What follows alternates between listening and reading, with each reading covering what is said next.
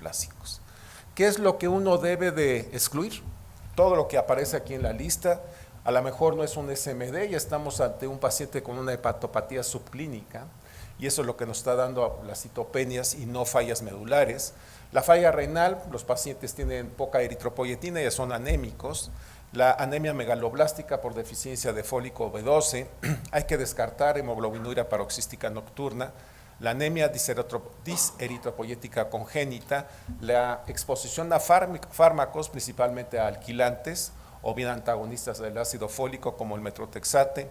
El utilizar citocinas hemopoyéticas puede remediar cambios de displasia en la médula ósea en este grupo de enfermos, así como la cloranfenicol. La radioterapia también, la exposición a metales pesados, en particular el plomo, la exposición a arsénico, también produce cuadros que son idénticos a los síndromes mielodisplásicos. Y aquí meramente un comentario, no es raro que en ocasiones en los enfermos con leucemia promielocítica aguda que hayan sido tratados con trióxido de arsénico, si en algún momento en los enfermos cercana a la exposición les hacemos un aspirado de médula ósea, vamos a ver que los promielocitos disminuyeron, pero va a haber cambios muy francos de displasia. Y no es que el enfermo esté desarrollando un síndrome mielodisplásico secundario, sino que está dada por la exposición a los arsénicos. Al arsénico. Bien, la clasificación de la Organización Mundial de la Salud es esta. Desde el 2008 no ha cambiado y espero que no cambie. Sí, porque hay que aprenderse las nuevas clasificaciones. Y se clasifican en citopenia refractaria, en donde está involucrado solo una línea celular, ya sea la roja, los neutrófilos o las plaquetas, la anemia sideroblástica con anemia refractaria con sideroblastos en anillo. Ya dijimos cómo se define más de 15% de sideroblastos. La citopenia refractaria con displasia de más de 2 líneas celulares y que se conoce como de multilinaje, la anemia refractaria con exceso de blastos tipo 1, que es entre más de 5 pero menos de 10% de blastos, y la 2, que es más de 10 pero menos de 20%. Los síndromes mielodisplásicos inclasificables, que no caen en ninguna de estas categorías, y el caso que les presenté, que corresponde a un caso de síndrome mielodisplásico asociado a la delesión aislada del brazo largo del cromosoma 5. Existen clasificaciones actuales a nivel mundial, que básicamente hay 4. La primera fue el conocido como el IPSS, que fue a través de un grupo colaborativo comandado por Greenberg, y en ese tiempo se clasificaron en 4 tipos a los síndromes mielodisplásicos, como bajo, 2 intermedios, 1 y 2, y el alto, teniendo presente que para estas clasificaciones se utilizan varios parámetros que incluyen la citogenética, los valores de hemoglobina, de neutrófilos y de plaquetas en ellos. De manera reciente, en el 2012, a final del 2012, aparece una versión revisada de este índice pronóstico que se conoce como IPSS-R, en donde aumentan el número de clasificaciones, y básicamente lo que hacen es de que aquí lo que hacen es que estratifican los valores de hemoglobina, estratifican el número de neutrófilos, así como la cantidad de plaquetas. Es decir, disecan un poco más lo que son los valores de la sangre, y además hacen una revisión de los cariotipos y definen citogenéticas de riesgos muy bajo, bajo, intermedio, alto y muy alto. Aquí está el ejemplo. ¿Qué pasa cuando se utilizaban los riesgos de IPSS? Como ustedes pueden ver, aquí estoy dejando como porcentaje de supervivencia el 50%. Cuando se utilizaba o se sigue utilizando esta clasificación, pues había una muy buena cantidad de enfermos que no alcanzaban el 50% de supervivencia. Cuando se usa IPSS-R, miren ustedes cómo cambia. Aquí cambia en donde ya la curva del de mejor pronóstico alcanza el 50% y lo rebasa hacia abajo. Cuando se utiliza la WPSS, que se utilizan criterios de la OMS junto con otros, en donde se identifican 5 tipos, que son el muy bajo, bajo, intermedio, alto y muy alto, tanto en la WPSS como en su versión revisada. La diferencia entre la primera y la segunda, entre la SS sin revisar y la revisada, básicamente es una.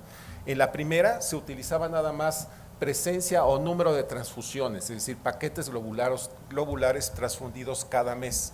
En cambio, en la WPSSR lo que hacen es que estratifican la cifra de hemoglobina de neutrófilos y de plaquetas para obtener lo que es básicamente los estratos de riesgo. ¿Qué pasa cuando se clasifica una corte? Estos son los resultados cuando se utiliza WPSS. Aquí el de mejor pronóstico sí atraviesa el 50% de probabilidad de supervivencia. Cuando se usa WPSSR, no. Aquí de manera interesante, el grupo de mejor o de mejor riesgo es el muy bajo, y la mayoría de los enfermos se alcanza un plató o una meseta alrededor del 50% a los 192 meses de evaluación. En resumen, dependiendo del riesgo o la clasificación por riesgo que se utilice, pues van a ir cambiando las curvas en los enfermos. Si me preguntan cuál es la mejor clasificación, yo diría que la mejor clasificación es la que más le acomode al grupo de trabajo, y que a título personal en nuestro instituto utilizamos dos, el IPSSR y en ocasiones WPSS. Bien, vamos a hablar un poco acerca de la lenalidomida, que es un inmunomodulador. Su estructura es parecida a la de la talidomida y tiene una probabilidad de producir neuropatía significativamente menor que la talidomida.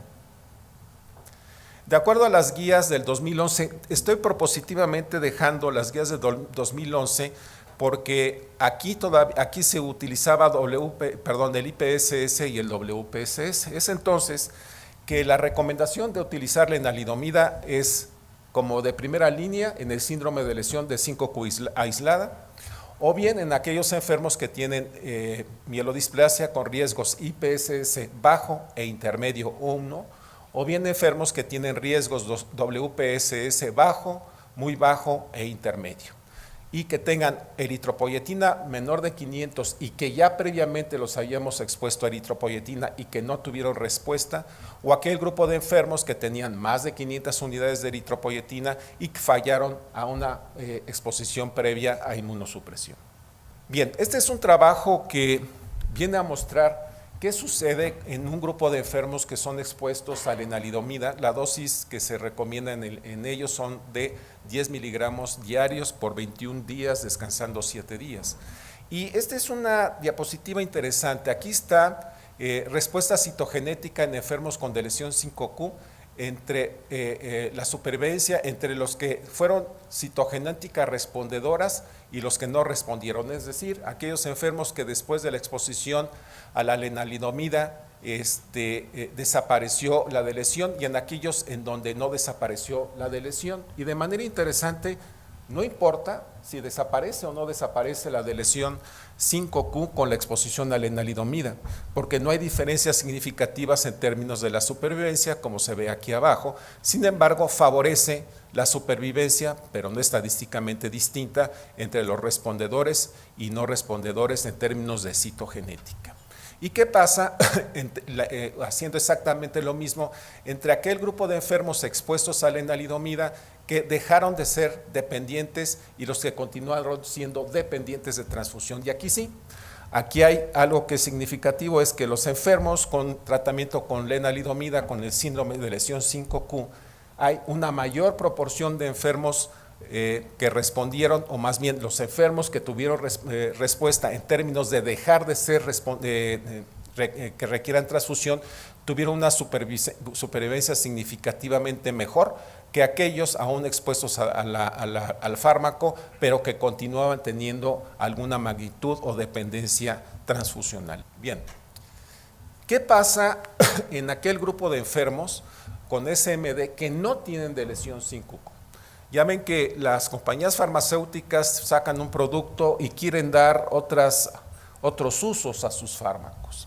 La lena se usó inicialmente para la lesión 5Q y después en mieloma múltiple, y parece ser que en algunos tipos de linfoma tiene alguna utilidad. Y dijeron, bueno, pues quizá la lenalidomida puede ser útil en otros síndromes mielodisplásicos distintos a la de lesión 5Q, y este es el trabajo que está aquí, la referencia, en donde se incluyeron un número bueno de enfermos, 214, con una mediana de 72 años, o sea, gente mayor. El 79% eran de riesgo bajo o intermedio 1, el 21% intermedio 2 o alto. 43% de ellos alcanzaron una respuesta transfusional, 26% independencia y 33% mejoría hematológica. Hubo una mediana de incremento de 3.2 gramos por decilitro, 19% alcanzaron una remisión citogenética, y la tasa de mejoría fue similar cuando se comparó con grupos históricos expuestos a eritropoyetina o hipometilantes.